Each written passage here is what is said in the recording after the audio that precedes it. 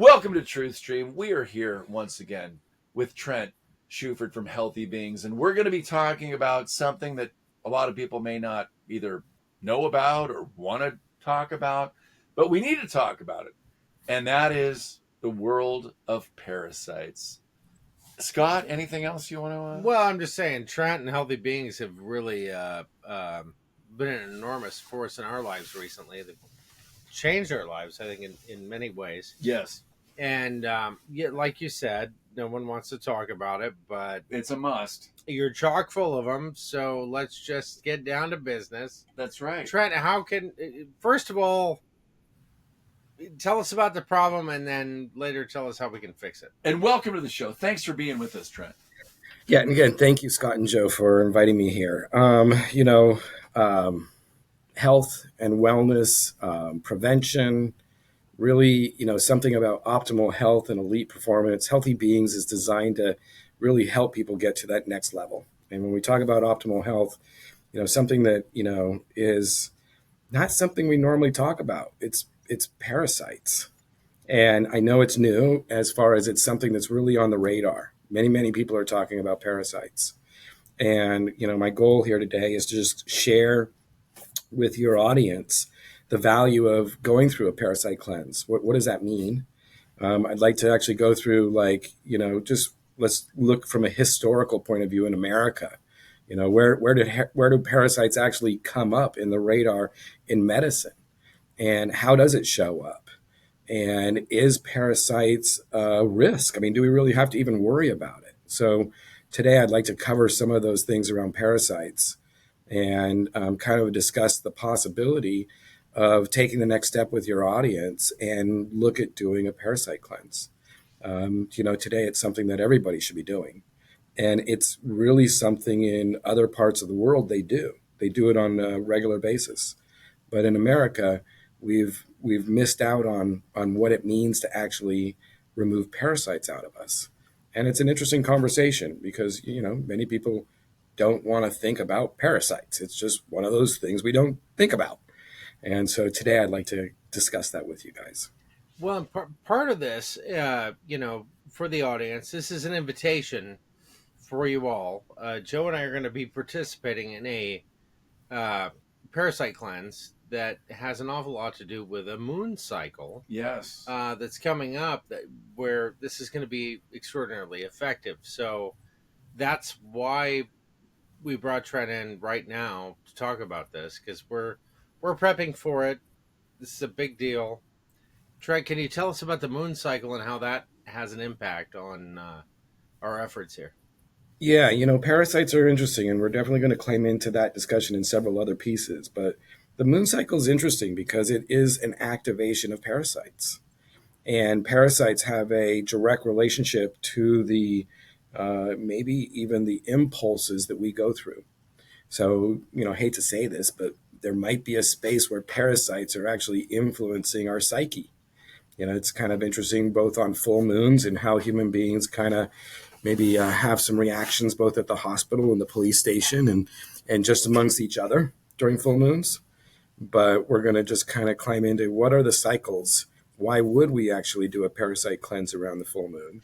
And how do we actually, when parasites are active, they are most active around the full moon. This would be a great time to actually look at doing a cleanse. So March 25th is going to be what we call the worm moon. And the worm moon is the point of view where spring's coming back and the worms are getting more active in the ground. They're moving past their less activity state and they're becoming more active.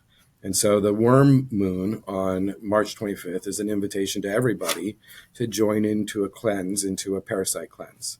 And if it's something you've never done, we're going to kind of walk through the process of how do I actually set my body up to be able to do it? And again, why would I want to do it? Some of those things are going to be the things we go over. And if you guys are open, what I'd like to do is I'd like to share a presentation I've created for this talk.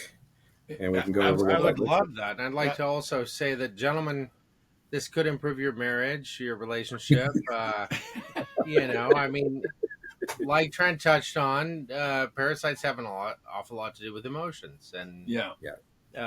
this this is something you definitely want to pay attention to. And with that, let's. Well, and I had one more question for sure. So, a lot of people have never done this before. Mm. How often, ideally, should someone be doing a cleanse once they're cleansed to kind of routine maintenance? Just out of curiosity. Yeah, so part of it is going to be your environment you're in, and also some of the choices you choose. If you're someone out there choosing to love sushi, love raw meat, most likely you might want to be thinking about how to actually augment your lifestyle if parasites are going to be one of the things that you're going to go after. One of the things that one could do is even increasing the hydrochloric acid when you're eating helps to maybe take out some more of those bugs. The space we have to all come to awareness of is parasites are everywhere. And when we start to look at parasites, it's not only the parasites that you can see that are causing damage to the body, but the truth of it is it's the microparasites, it's the parasites you can't see that are actually causing potentially much more significant damage to the body. And so the goal there is, how do you create this body to be a space where parasites don't want to live in it? Now, one of the things that we're also going to go over are some foods that you could put into your diet. So just the regular eating of certain foods helps to create the environment, the biome that we're all living in, this body, this suit, into a space where, less parasites want to live in it. So, we all have choices, and if I have an animal, if I have a dog, if I have a cat, those parasites are going to be in with you. It's not uncommon to watch human beings share an ice cream cone with their favorite pet. Guaranteed you've got parasites. Any of those kinds of things will automatically create it. And we, as human beings, just interacting with each other, we're passing things back and forth. So it's part of the world we're living in. And we're going to climb into, this is no longer, a third world. This is not a third world problem. This is a first world, second world, third world problem. We've all have this in the space, and it plays a long-term damage to the body. So it's these parasites live in you, on you, and you're a host to them. And it's just, and they're taking nutrients out of you first. They're like in places that are gobbling up your life force, the things you want to have in you and be healthy. So it's a lifestyle choice for you, Joe, Yeah. based on your Right. lifestyle, and myself as well. we all Yes. got it. Yeah. No, yeah. I mean, I can't not pet animals, and Well, yeah. maybe less sharing of my ice cream cone with Gigi. Yeah. I don't do that, but that's good to know. Yeah, and it's the space of, if you're in an environment you can't get out of it, what's the protection systems that you need to put in? Right. And that becomes those puzzle pieces. At another time, we'd like to meet with you guys and we'll talk about heavy metals and toxins and that's another problem. But let's climb into the presentation and we'll kind of go through it and let's answer, and please ask me all the questions as we start to go through this. And I do want to let people know that this what Trent's put together here is there's some cool techniques that he's shown us that he uses in this that I've never seen before. So Yeah, I'm buckle up. You're going to enjoy this. This is good stuff. All right. So parasites reality. Do parasites cause more diseases than we know? It's something to consider. So in our current healthcare model, part of the game is both the treatment of diseases, but ultimately the goal would be to find the root causes of diseases. So ultimately we are mitigating those risks and we're facilitating a healthier lifestyle amongst all of us. So as we start this out, one of my suggestions is when we look at diseases and the impact on the body, my suggestion to you is disease has some underlying effects. One of them being poor nutrition and lack of nutrients, toxins, molds, and fungus. Electromagnetic frequencies, something that's now, 5G towers and everything that's going on around us, our phone, all those things are having an effect on us. Parasites, that's what we're going to talk about tonight. And the other one is motions and stress. All of these create kind of a pattern in the body that, if not managed well, puts us on a path towards disease. Electromagnetic frequencies. Are we talking about Wi-Fi? Are we talking about sleeping with your phone next to your head? I mean, We're talking, we're is talking this all of that. so this is encouraging the proliferation of parasites in our body. Well, it's all of those are basically relationships to disease. Wow. Okay. So if we talk about, if we're talking about, like, let's say, autoimmune dysfunctions, Sure. something that's very interesting is that telegraph operators, when telegraph operators were using the first telegraph, technology, there was a level of symptoms that would be correlated to some kinds of autoimmune dysfunctions. So when you start to look at just different research pieces that have been out there, or even just different anecdotal stories, it's very interesting as we start to look at frequencies and how it has an effect on the body, both positive and impacting negative. When we start looking at parasites, interesting about parasites, we're going to look at this definition in defining parasites as organisms that cause harm to their host, impacting human health globally. So really, the parasites that we're going after, the parasites we're talking about, are the ones that are basically causing harm. In 1865, one of the things I want to bring forward is the concern in America. One of the things that America first suffered with was a thing called hookworms. And hookworms were very interesting in the level. It was primarily in the South America. So we're talking about not America South. So we're talking about Georgia and Florida and Alabama, and we're just talking the southern part of America. And what was interesting is that many people had this from walking around barefoot. And when we start looking at hookworms, they're basically intestinal. They feed off the blood. And symptoms of hookworms are basically anemia and undernutrition for the person who actually has hookworms in their body. In 1900, one of the things is it was declared an epidemic in America. And I didn't remember this, and I didn't even know about this until I really went back and kind of did a little research on this.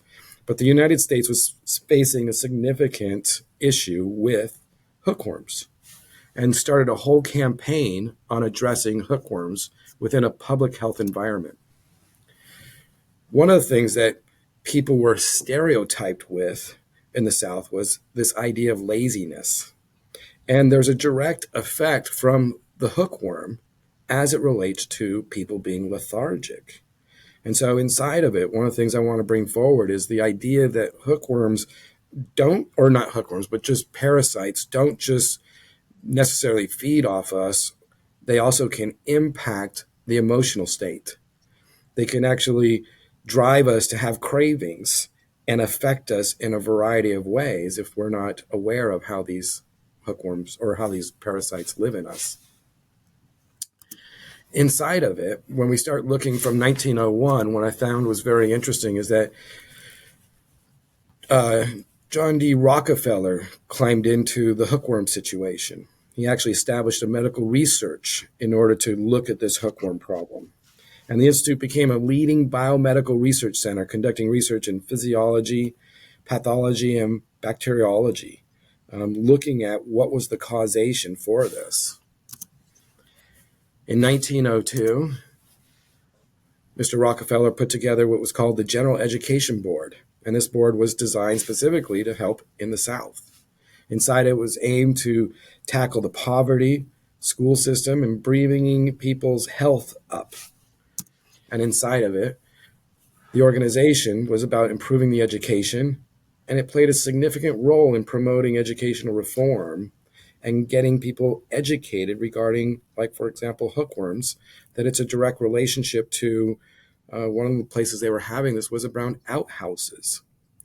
So outhouses down in the South, as you'd walk around oftentimes barefoot, the larva from the hookworm would be from fecal around environments. People would walk on it, and then they would actually get hookworms that way. Wow. In 1910, what was interesting is that John D. Rockefeller started a whole program around going after hookworms, doing a whole hygiene practice, a whole public health program specifically designed to help remove an epidemic that was raging in America. Inside of the hookworm, when we look at it, this campaign significantly reduced the hookworm. It basically was groundwork for future public health initiatives. We're using these kinds of initiatives today as we look across the world and say, how are we going about tackling, a variety of diseases that are related to, as we all have recently come through, viruses and other kinds of things. We're kind of feeling the effect of the past in how we've organized around public health initiatives. When we look at the impact associated to John D. Rockefeller in implementing the very first public health initiative, one of the things that came forward was an understanding of the public benefited from this kind of a program. That's one reason why today, when we start looking at many of the institutions that are in place, they're designed specifically from this environment that was created in the 1900s. When we look at hookworms, the public health impact, the campaign dramatically reduced hookworms in America. In the southern states where the infection rates was the highest, and we're talking about 75% in some counties, the campaign improved the overall health, productivity, and helped millions of people in America. Was it a fecal management issue, or was it something else? Was it dietary? Well, it was actually a couple things. One of them is it's hygiene, so really bringing up washing hands. Other thing would be wearing shoes when you went out to the outhouse versus going barefoot when you went out to the outhouse. So fecal management. Yeah, it was hygiene and fecal management. It really was one of those things for this one. Not a phrase you hear all that often. Something. No, some no. people You usually walk up to someone. How's your fecal management lately? I'm not naming names, but some people still struggle with fecal management. I'm just saying. Oh my. Moving on. As you were. Are we still using branches, or are we using, toilet paper? What are we using now? It's a single-use product, folks. Just saying.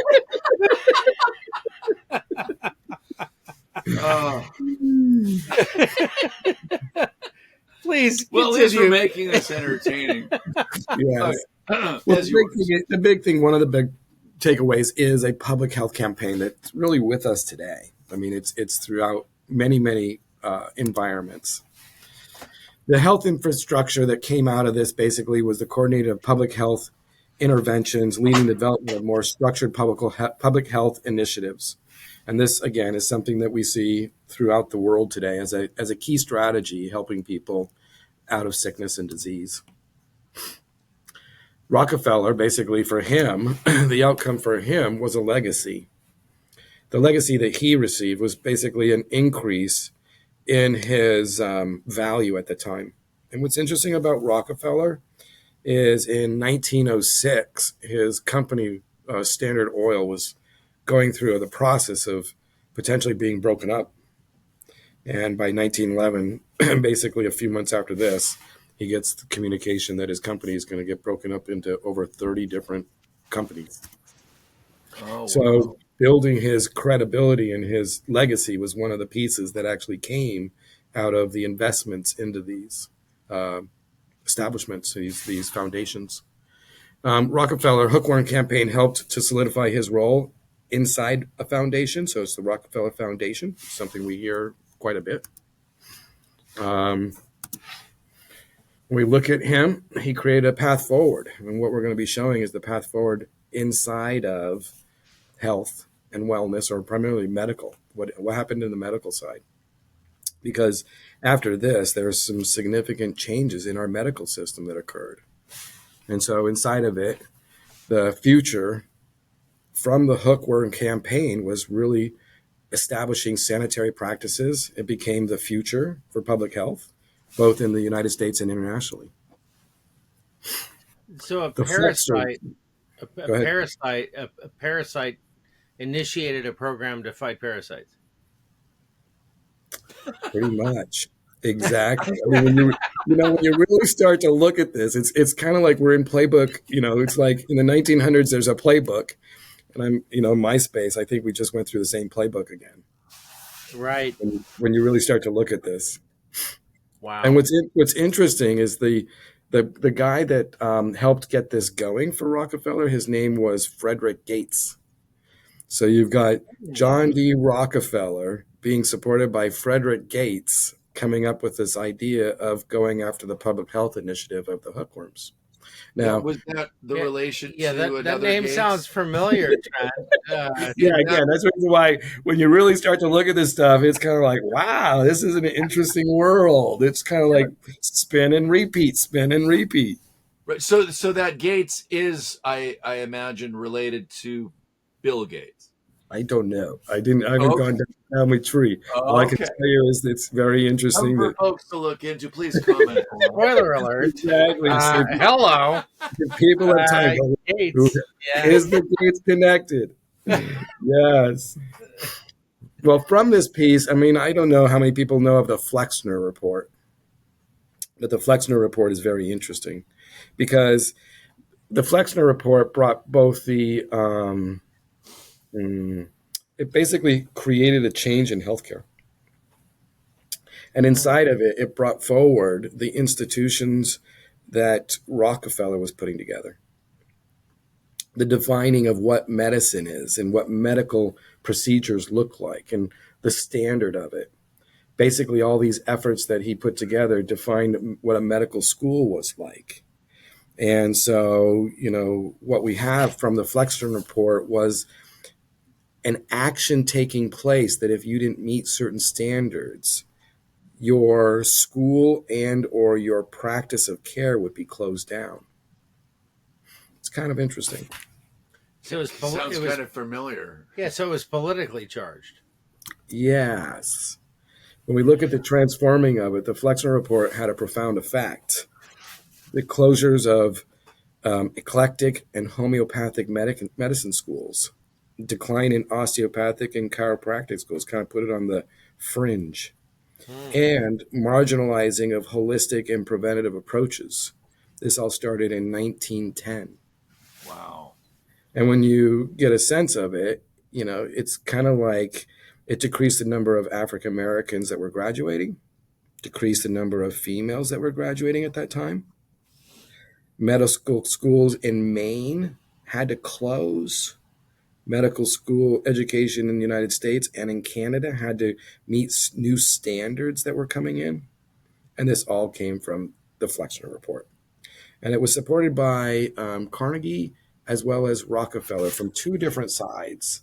And the Rockefeller really provided the economics for, schools that he would only provide grants and money to those schools that met the standard that he wanted, and all the other ones kind of faded away, as well as got impacted by the regulatory changes that were coming forward. So it's kind of interesting the impact, and this is this. I'm bringing this forward because this is part of our knowledge of how health works or doesn't work. So the fight against parasites and the preservation of parasites were kind of a two-pronged effort politically. Well, it's kind of interesting. Yes, it was. And it turns in, when you look at the Flexner report, it emphasized on pathology and pharmacology, led to the de-emphasizing on preventative medicine and holistic care approaches that considered the patient's environment, nutrition, and mental health as integral to treatment. It's kind of like, when you really start to consider where we're at in many of our environments. One reason why I'm bringing parasites forward today is because for over 100 years, it's kind of been completely not looked at and talked about. And what's interesting is in 1862 is when in America it was identified. It wasn't until 1910 did we take action on it. And we really took action on it from a point of view of, it's interesting, in 1906, we're potentially breaking up a company. 1910, we're helping the world. and we're kind of moving our resources around a little bit on the table. What could have gone wrong? Exactly. How else could we, let's not have more people at the table talking about health. Let's limit the number of people at the table talking about health. And that's kind of like what, in my space, it's kind of like what we've just done is we've spent the last 2.5, 3 years limiting the conversations about health. And, the opportunity is for all of us to talk about health. It's both the treatment of it when I have a problem, but it's also the prevention of something, for the knowledge of preventing. And so both sides go into a healthy society. It's not one or the other. It's not being prepared for the accident. It's avoiding the accident from occurring. And we've built around us environments that make a lot of money from the accidents. We don't really value, in my mind, we don't value the preventative side of it. So, the shift contributed to a healthcare system primarily focusing on, treating diseases rather than preventing it, and on intervention rather than holistic care. It's kind of like the battle we're in right now, which is, the holistic versus another, the approach that we've all been playing with today. And that's an interesting space. I don't mean to speak out of turn, but it almost seems like this is the point where it was discovered that the utility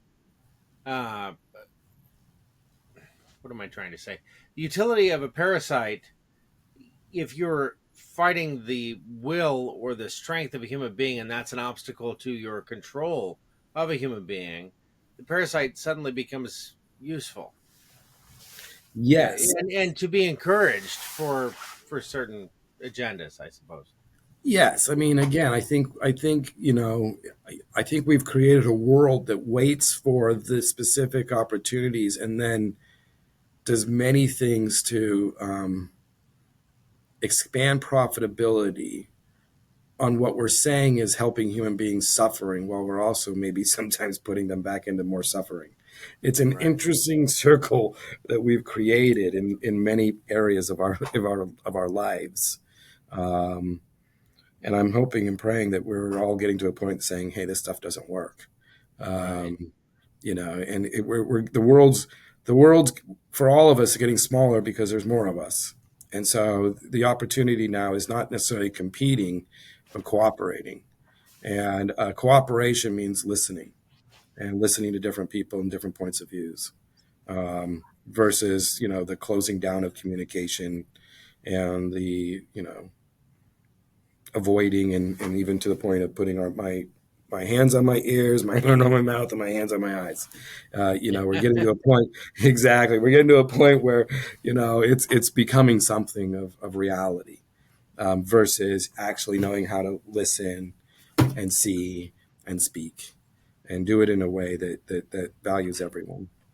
Yeah, it's kind of generally interesting. prohibited from having these kind of conversations. Yeah, it is. And damn the history. well, again, I mean, it's how much do we really know of our history, and those are the puzzle pieces, and that is one reason why I'm bringing this forward.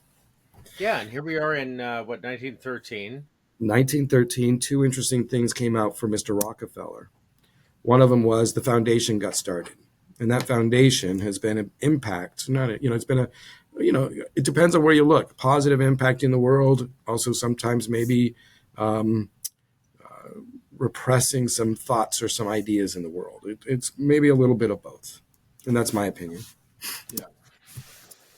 International health. There was also a Rockefeller expansion in 1930 internationally, and so when we start to look at this, it was not just in America. It was a global play, specifically around health and what that means.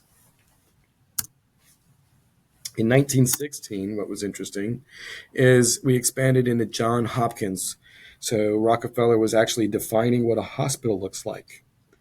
And so those hospitals are something we look at today as a foundation. So realistically, it's kind of interesting. From 1910 to 1916, in 6 years, there was a significant transformation to how health works in our country and which levels of health were no longer allowed to be provided and how health was going to be guided both through the funding of an education system and the funding of a public health system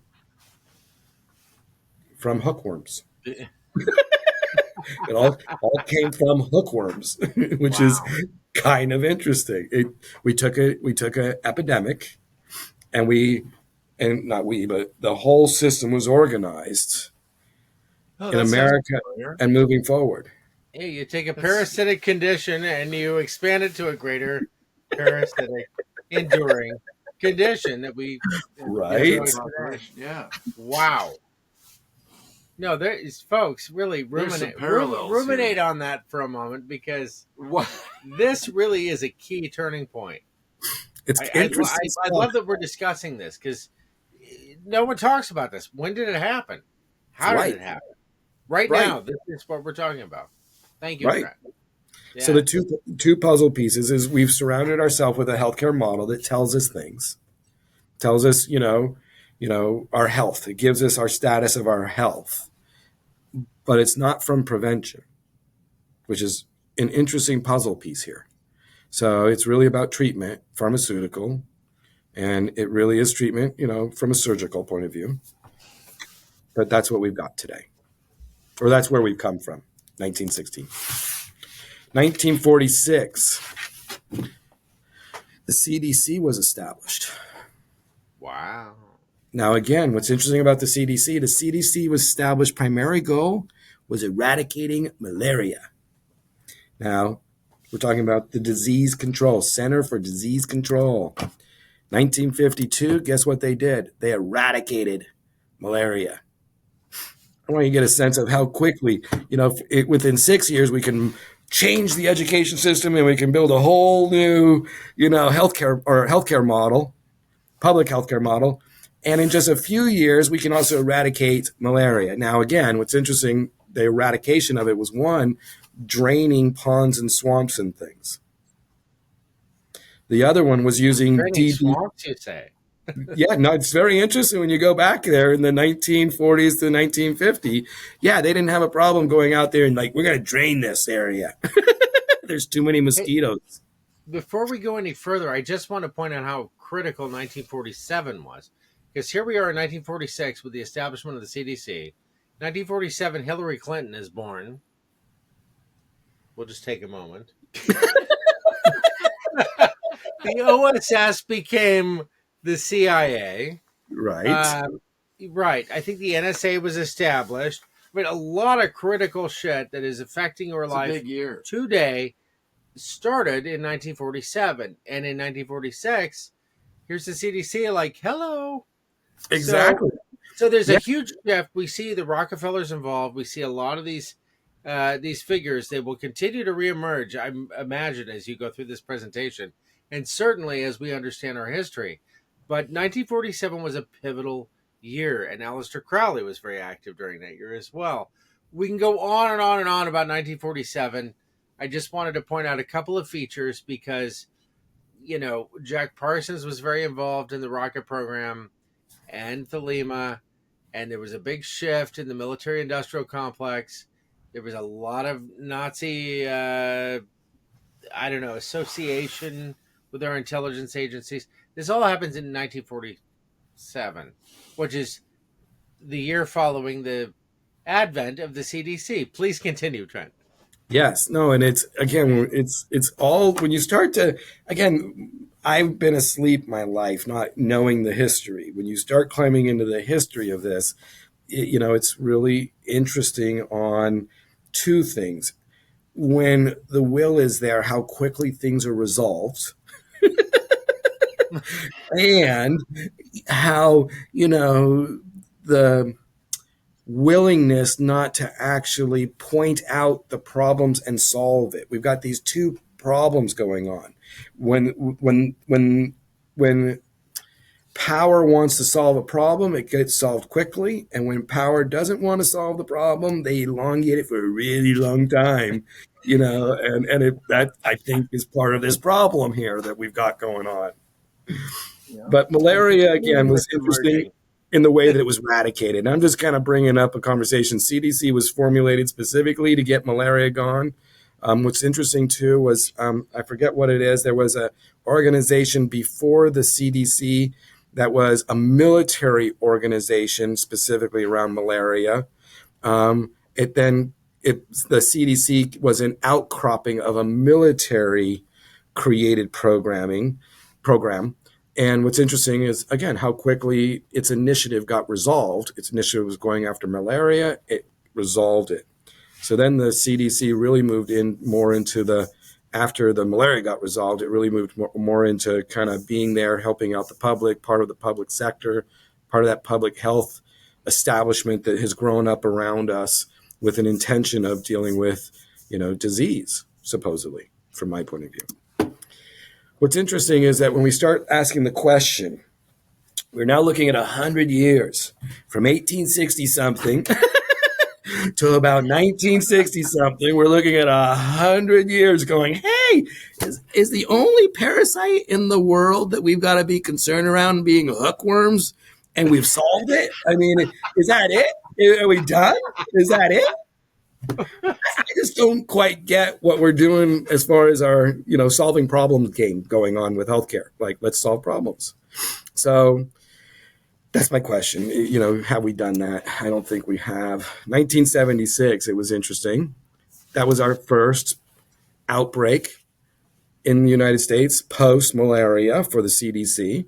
Specifically dealt with diarrhea that was coming out of water, and this was in 1976. The next outbreak that we hit was in 1993. This was because of raspberries. Now, again, they knew about the parasite on raspberries, but it wasn't until there was an outbreak, a pandemic issue, did we actually do anything about it. But again, it's part of my still looking. It's the space of there's parasites. We know they're there, and we respond to it only when we have to. We don't actually get on top of it and have discussions about it. We just kind of know it's there, but we don't really talk about it. 2012. We all might remember this one. We're all around a little bit. And let's say in 2012, West Nile virus. Now, again, this is not parasite, but it's inside the actions of the CDC. They take on their response and help to deal with the West Nile virus.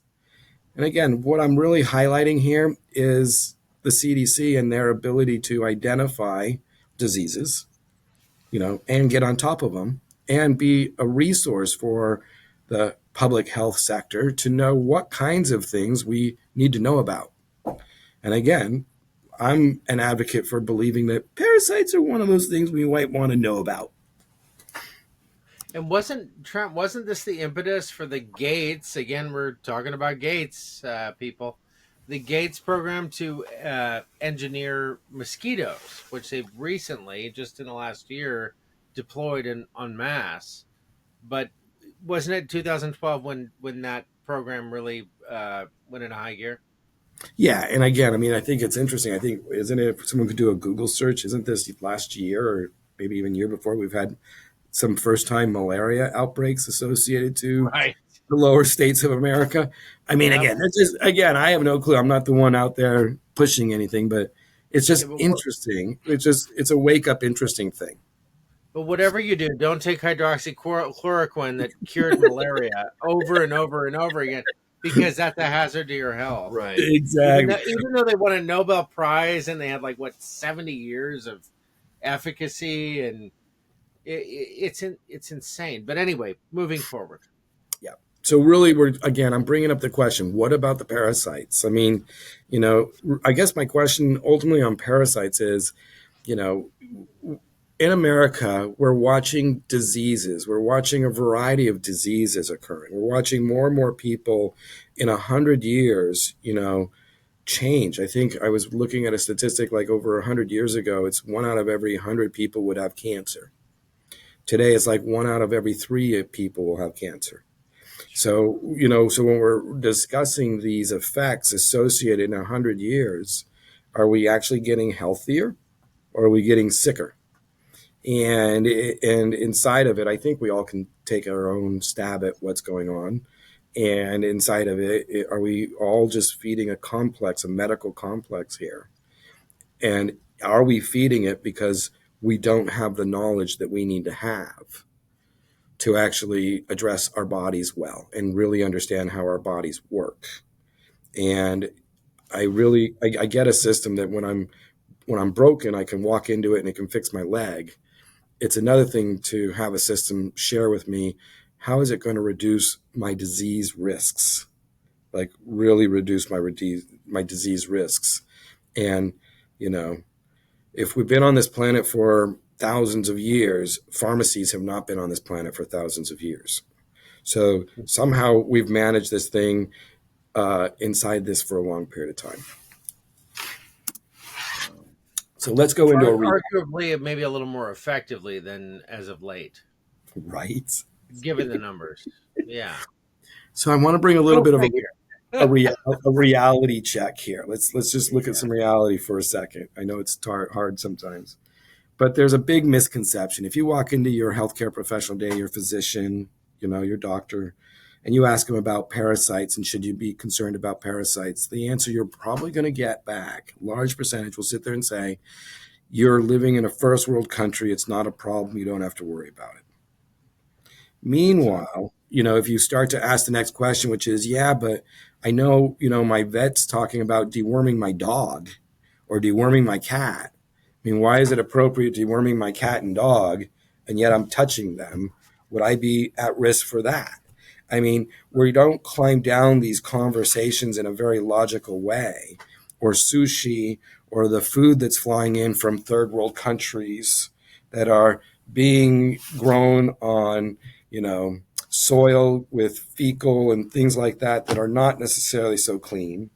And let alone if you're a gardener out there and you're working in soil, or you're a child out there playing in soil, there's so many areas Or an adult.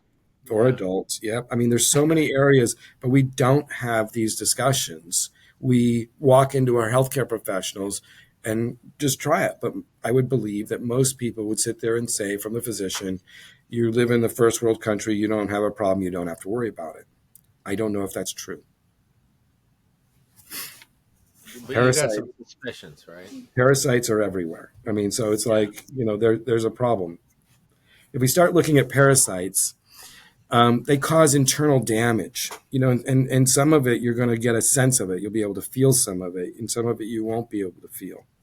But inside of it, when we look at it, the common causes lead to physical pain, especially in the abdominal region, inflammation.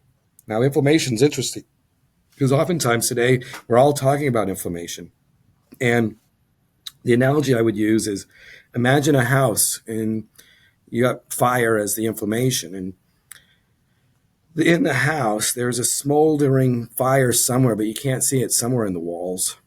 Your fire detector is picking it up and your alarm's going off. Fire department shows up, but they don't know where the fire is at. It's somewhere in the house. They just can't find it. Today, the analogy I would provide is that most firefighters today, being if they're doctors, not all, are spraying the alarm, which is stopping the alarm system, but it's not addressing the inflammation. And many people are walking around with inflamed bodies, not knowing what's causing the inflammation. But what's interesting, if we start looking at the signs physically that you might have having a parasite, one of them is cravings, especially sugar. One of the things I would want you to give a sense of is that these parasites have the ability to influence your behavior. So if it can influence a craving like sugar, give you allergies, skin conditions, rashes, hives, eczema, tumors, nervousness, sleep disorders, constipation, diarrhea, gas and bloating, irritable bowel syndrome, joint and muscle aches, anemia, fuzzy thinking. What do we think? How many people you've heard have some of these things? When A lot. yeah, you mentioned sugar. Alcohol works like sugar in the body as well. I think a lot of the cravings for alcohol, or maybe this could be linked to alcoholism. It might have something to do with the parasite. I Well, don't know. yeah, they probably want their tequila or vodka too. Well, no, but metabolically. It acts like sugar in the Right, system. of course. We break down sugars; they become alcohol. So there's a close relationship there, Absolutely. as I far as mean, I know. you could even have in your gut a fermenting, which actually facilitates the alcohol sugary creation for Right. parasites. So, I mean, it's interesting when we talk about just fermenting foods. But again, these are the symptoms that many people will have and not know it. And these often and can be connected to parasites, Wow. Yeah, Joe's working on an IPA right now. right? Maybe you can put some, maybe I'll give you some examples of certain kinds of foods to put in it and have it be a parasite eliminating beer. Yeah, Example of yeah. immune, unlocking autoimmune disease. So when we start looking at parasites, one of the things is parasites can actually be one of the pieces for autoimmune dysfunctions. And it's a health impact to the body. One that I found very interesting is MS. This is new. So when we start looking at parasites and MS, one of the things that when we go back and look at the history, now I didn't go and look at all kinds of diseases, I just choose two of them. But what's interesting about MS is that when you go look at MS in 1899, Monberg believed that it was related to malaria. So I want you to get a sense of in 1899, 1862 was the hookworm. It's not like they haven't, scientists haven't been looking at parasites. It's just I don't know if we're being taught about the value of making sure these are not in you. So when we start looking at the parasites, the other thing that's really interesting, and this happened in 2016, Dr. Alan McDonald discovered a specific worm in the brain and the spinal fluid of every MS patient he tested. Wow. Wow, That wow. says a lot. We live in Washington. There's more incidents of MS here than anywhere else.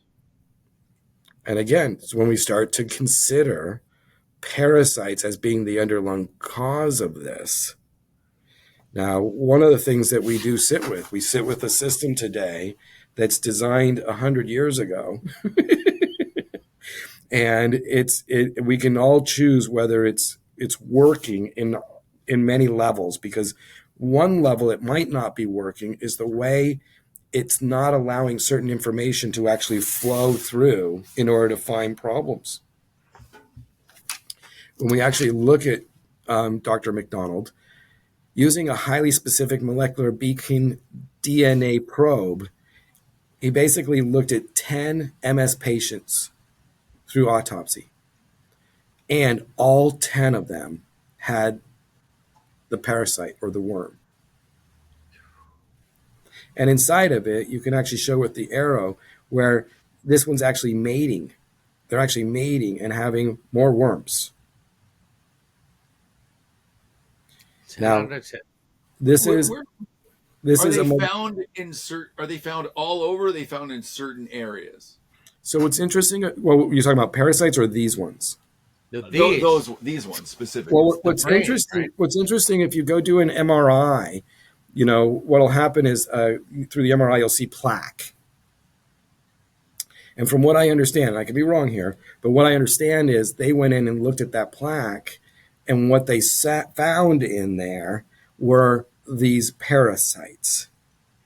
And Oh, the language that we're using, that plaque might have been a biofilm from the actual parasites inside of them creating their nesting and their environments to protect themselves within the spine, but yet utilizing the myelin sheath as its maybe potential nutrient source. Oh, well, there's a larger conversation we're going to have at a future date. yeah. Right? Yeah. Wow. But again, part of the game to consider too, and again, I'm not blaming anybody, but all too often when we're going down, when in healthcare, when we've made our opinion and we're unwilling to continually reevaluate it, and continue reevaluate it, we lose something there. Now, again, I've been in healthcare for 30 years, and it's an amazing space when the environment is set up well to question. And if there's an environment set up where we can no longer question, that becomes a problem. And a good example is the man who, I forgot his name right this moment, the gentleman who won the Nobel Prize in medicine regarding the pyloric bacteria in the stomach, the what was it? I'm missing it right this second. H. pyloric bacteria for the stomach that was creating ulcers. And at that time, couldn't get anything for doing a human trial. So his choice was to drink it. He then developed ulcers. He then took antibiotics for his ulcers.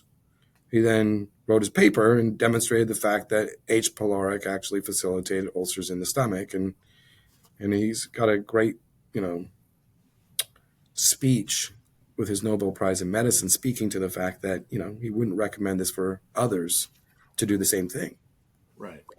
So, but the only thing I'm bringing up is the space of questioning is an opportunity in healthcare. And, when we stop questioning, that's when we might need to be careful. But I just wanted to bring this one forward for people to kind of have an idea of MS having a direct relationship to parasites and asking the next question. How many of these other diseases that have been managed and not resolved might be parasite related? And I have a couple of dear friends with MS, and I really want to encourage them to do a parasite cleanse with us. Yes. Because, wouldn't that be, Yeah, I know who you're talking about. wouldn't that be, or dear friends, wouldn't that be Miraculous. edifying to see if we can turn that around, potentially pointing to a root cause? Yes. And, again, I think the puzzle piece always in the body is that there's two sides. There's an abuse or there's damage that our body takes, and then there's a repair side. If you can't stop the abuse and the damage, it's really hard to get the repair even to come forward. Right. And it's kind of like the inflammation in that house again. If you can't identify where the fire's at or how that's going to resolve, it becomes a problem. Parasite cleanse, different parasite cleanses. One of the things I'm going to be encouraging is I'm again, part of my goal here is to invite people into doing parasite cleanses. And part of what I would like to do with Joe and Scott is utilize their platform and other platforms out there as an educational opportunity for people so that more and more people start seeing the value of doing parasite cleanses. First thing is there's different types of parasites. There's those that live on the outside of us and there's those that live on the inside of us. So both of them are an awareness piece. And the truth of it is we also have ones that are single cell parasites that live in our blood and live throughout our body. So we've got a variety of parasites that we have to kind of manage for. When we kind of look at it, anybody who's going to do a parasite cleanse, this is a product line that I'm playing with right this now. I've been playing with them for a few years. They're called Cellcore. There's also another product line that I'm bringing forward too, and it's called Equilife, but right now I'm going to talk about Cellcore. It's one that we've used. Anybody who's going to go into a cleansing process, one of the things recommending is doing something for your liver and your kidney to open it up. And so we're looking at aligning for March 25th to do a parasite cleanse. And what I'm requesting for people to do is that they consider doing a liver and kidney detox for about 3 weeks, 3.5 weeks prior to doing the full moon parasite cleanse. Now, if for some reason you're getting into this and the time's not going to work, realize that we've got, 10 more moons. So we have 10 more moons this year. And the idea there is to align yourself so that you can do this over about 2 or 3 moon cycles. And one reason why you're going to do this is, one, you need to open up your kidney and liver detoxing. Here at the center, one of the things we've put in our machines that help to do lymphatic draining. We have machines in here that increase the body temperature, so similar to a sauna, so we can increase the body temperature. We have machines in here that helps with the detoxing using red light therapy. And also PMF ways to improve your circulation. So here at the center, we focus on things that are going to increase your circulation and your detoxing process so that you have an easier time detoxing. The truth of it is, if you've never detoxed, your body's going to go through a process of, it's kind of like cleaning your car for the first time you haven't done for a long time. There's going to be a lot of stuff coming out of it. Or off your house or whatever. It's just welcome to getting your body back to a level of function. And having a kidney and liver detox is valuable. So again, one of the things I'm going to be is recommending an easy way to start. Cellcore is an easy way to start. So I'll be the first place for people to consider. Now, I'm going to kind of share what I do. I'm actually just recently, about 30 days ago, just got done with a 5-week ivermectin cleanse. So I'm someone who jumps around and does a variety of cleanses, and then I take a break, and then I'm jumping into another cleanse. The truth of it is, each of these cleanse systems have different kinds of things it's going after. And so, we've got to consider that we've got some parasites that are living on the outside of us. There's some parasites that are living within us, intertisually, so inside the different tissues, intercellularly. And some of it's inside the actual cells, and some of it's actually in our blood. Some of it's past the blood-brain barrier, so it's in our brain, and it's in our spinal cord, spinal column. So all of these are things to consider, and they didn't get there overnight. So you got to think of how they got there. It took them a long time. They're slow. They're methodical. They have a purpose. They have a mission. And just realize, for you, playing this game is something I need. If you're going to do it, I would like you to consider having a purpose and mission. And your purpose and mission, as a human being, is to realize that we're all on a planet that has parasites on it, and we might need to do something about it. Welcome to our movies we've been watching for the last 20 years of parasites and aliens and things like that. The movies are representing possible reality. So we've got to consider that, So parasites are one thing.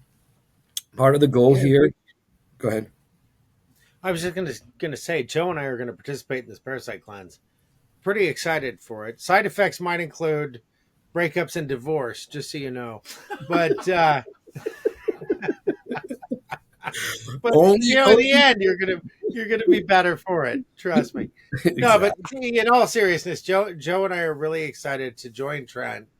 In timing with this full moon for this cleanse, and it's a big part of why we're doing this video. And I want to thank Trent again for bringing this forth. It's really good because the last parasite cleanse I did was an ex-girlfriend, so it's going to be a nice. I was with him for that one. That took a while, didn't it? It wasn't a quick parasite cleanse on that one, was it? No. It's ongoing, actually. My God. But anyway, in all seriousness, I didn't mean to derail your beautiful presentation. No, you're good. I just wanted to let people know this is something we're actively involved with, something we're doing. We're joining you in this. I think it's Final Frontier stuff. We're so afflicted in so many ways with all different types of parasites. I mean, the media is a parasite. Seriously, it's hard to know which end is up. It's a really good point. Deal with the parasites at the core and move outward. And I think I can't recommend this enough to folks that really are invested in the truth and themselves and their loved ones. This is the beginning, and something they can actually do something about, rather than the dangling carrots of all the other stuff where And in the beginning, there was Trent and his plan at Healthy Beings. So please continue, sir. Well, the other thing is, I mean, it's not uncommon. I get people calling from around the country and also from around the world these days and it's fun because I've been doing this now for a few years. And what I'm watching is I'm watching family members enrolling other family members getting healthy. And I'm watching family members getting, talking about their chronic conditions going away. I think these are puzzle pieces to becoming healthy. And I think health is most valued when people actually take actionable steps for it. It's kind of like if I'm going to go, commit to an iron, triathlon or something, I'm not going to just go and do it. I got to do something to get ready for it. And Right. by doing that, that person who's becoming a triathlon person is learning a lot along the way. And they're learning about their body. They're learning how it works, all of those puzzle pieces. And my suggestion to you is that, part of living a healthy life is learning how to actually walk a healthy life. And, parasites are just one of those puzzle pieces today we're talking about. And one thing I need to bring to awareness is when we start the parasite cleanse, the first thing that will happen is it's going to go after basically killing the mother parasite. The way it works is that I will need people to commit to a 2-moon cycle, possibly a 3-moon cycle. And there'll be enough product to really carry you through a couple moon cycles, if not the 3-moon cycles. So the reason why I'm suggesting that is the first moon cycle is going to be about killing the mother parasite. Then what will happen is the eggs will hatch. The mother parasite secretes a hormone that will facilitate the eggs from not hatching. And then once you take out the mother parasite, then what happens is the eggs will hatch. And from the eggs hatching, you'll get the next level of baby parasites coming forward. At that point, you're going to want to do the parasitic cleanse again. Then again, one more time. So part of getting started with this process is the first time doing it, and you've never done it, is going through the first process of really going through, making sure 2, 3, I'd be recommending 3 cycles of making sure that you've taken out the parasites. Then at that point, you're going to give a break for about 60, 90 days, give or take, and then go back in and do it again. So my recommendation is that we're going to do one in the spring of this year, and we're going to do one towards the fall of this year, and start to really get clear on how to get your body, working more efficiently. And part of our goal here is going to be developing programs and things for your audience to be able to try and do. And I'm going to want the feedback. So I do want all of your guys' communication back. And the truth is there's people out there probably in your audience who've done parasite cleanses. So I'd love to hear all of their stuff too.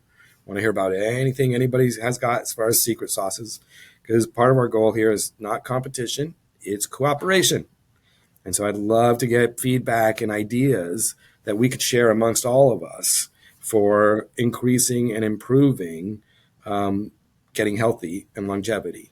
There'll be another time I'd love to share with you guys a book I've got from the Harvard Medical Library that chronologizes 1,700 years of age, like people living from the year 66, I think it was the year 1733 or something like that. And the oldest person in there was 184 in Europe, England. And so when you really start to look at like history and knowing, health, I'd like to keep sharing with you guys some things that are very interesting as we go forward. But the piece I want to bring forward is the Parakit. The Parakit is, again, I'm going to concentrate that we use Cellcore this cycle. And Cellcore has these products, Para 1, Para 2, Biotoxin Binder, Para 3. Para 1 is the Boudica seeds. Para 2 is going to have some plants as well as some things for antioxidants and some things that actually helps with parasites. Biotoxin binder is going to just more or less be that. It's a charcoal binder. And the Para 3 will also go in and help with parasites. So each of these is designed to go after different parasites while also encouraging and protecting your gut and helping you move things out efficiently. Now, again, I'm going to be recommending that people do a kidney and liver detox first to have the pathways be open. All your pathways are open so that you can flush out the toxins and the parasites as we start to do this. And then Trent, do those drops? Does that go under the tongue, or You're going to be put them in a glass of water. in a glass of water? Okay. This Okay. Thank you. treatment. Now, there's a beginning cycle, an intermediate cycle, and an advanced cycle. Now, depending if you've ever done a parasite cleanse before, and you go and you've done a liver and kidney cleanse, and you do the liver and kidney cleanse before, and you've done the parasite cleanse before, by all means, I'd be recommending you might be able to jump into the intermediate for the first moon cycle. But for those who are doing it for the very first time, it's like, oh my gosh, I've never done this before.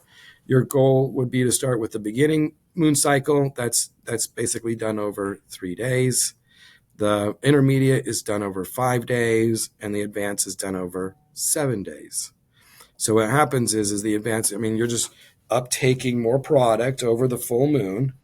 And inside of that, you're doing it for this one. It would be designed over 3 moons. If you're more advanced, it could be designed over 2 moons. And then what happens is the goal would be in the fall, you could do this again. You wouldn't have to do the beginner, but you would want to be playing between the intermediate and the advanced. Now, your body will give you the feedback of how well you can process things. If you're struggling, in other words, you're getting bloated and you're getting, you're just not moving so well, we'll provide you, and we can give you which is called a bowel mover. So we can give you some things to just kind of help move the system. But the truth of it is, most people are probably struggling at this moment because of a system that's not working as efficiently as it could.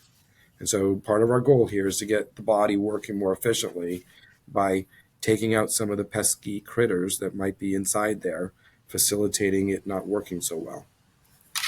This is going to probably alleviate brain fog. This is going to increase mental acuity. This is going to increase metabolism. People might experience weight loss, just a sharpness, deeper quality sleep. What else? What am I leaving out? Well, what about your joints, achiness, pain? You're also dealing with, as far as just the overall gut itself. You're lethargic, just like the hookworm, where you're lethargic, and moody. So now you could probably even talk about moodiness inside of this game.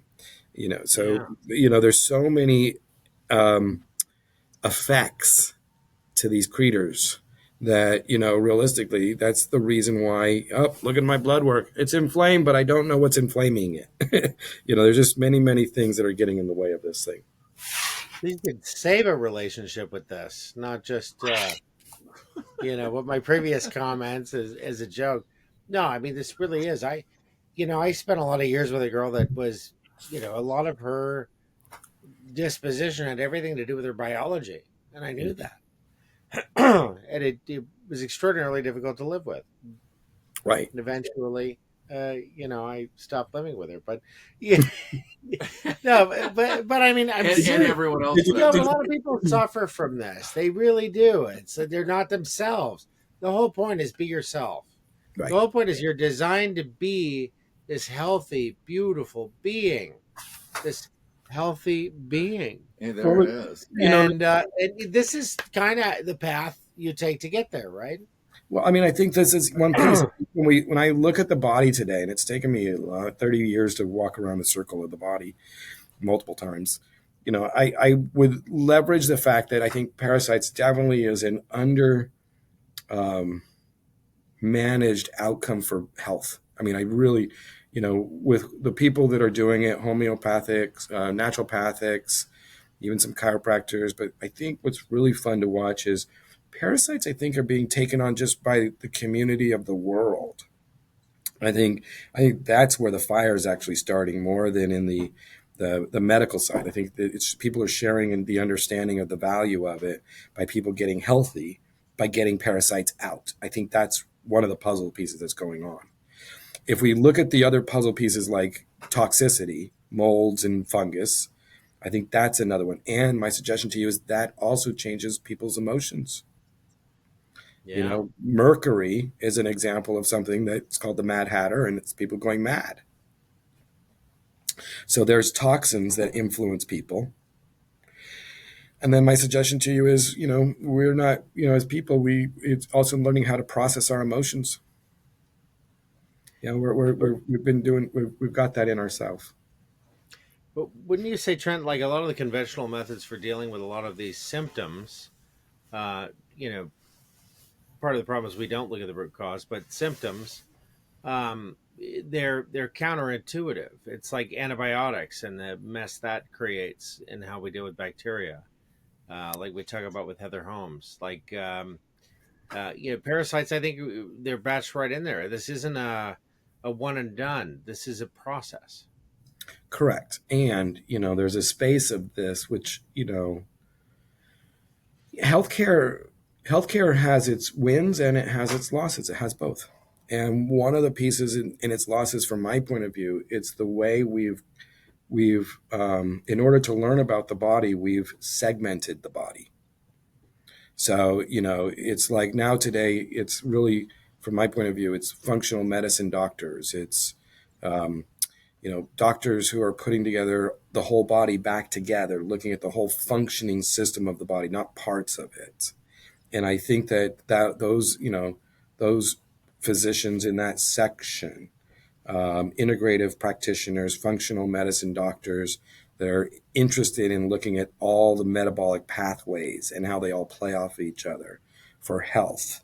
That is taking into the consideration of, the food, the stresses, the parasites, the childhood, the lineage, the, ancestral structure of our lives, and really looking at the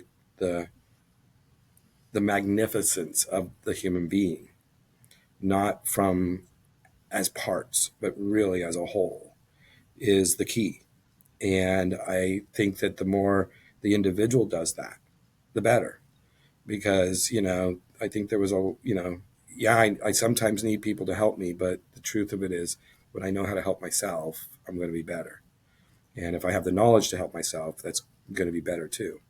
Um, if I'm always relying on experts, I'm missing something. And again, we've got a complex world here, but yet, we can get our own knowledge if we want to. We can do the work, and there's a value in doing the work. This is the kind of philosophy that you're going to find at Healthy Beings. And if you're in the Northwest and you haven't been to Healthy Beings, you're missing out. Just do it. Yeah. I Okay. mean, really, just it's been life changing for Joe and I for sure. And Yeah. And thank again, you, I Trent. take it, and I would invite people to come in. I've put something together here. I've built multiple locations both across the country and around. I've had an opportunity to do amazing things, and right now we're playing with technology that most people don't have access to. It's an amazing opportunity to bridge the world between what we've been doing in the last 100 years to the new world, which is my suggestion is going to be using energy as a solution, as a tool to help people. And that's a loaded word, but there's a lot of ways to help people with energy. Um, this list that I have in front of you guys are basically things to get rid of parasites.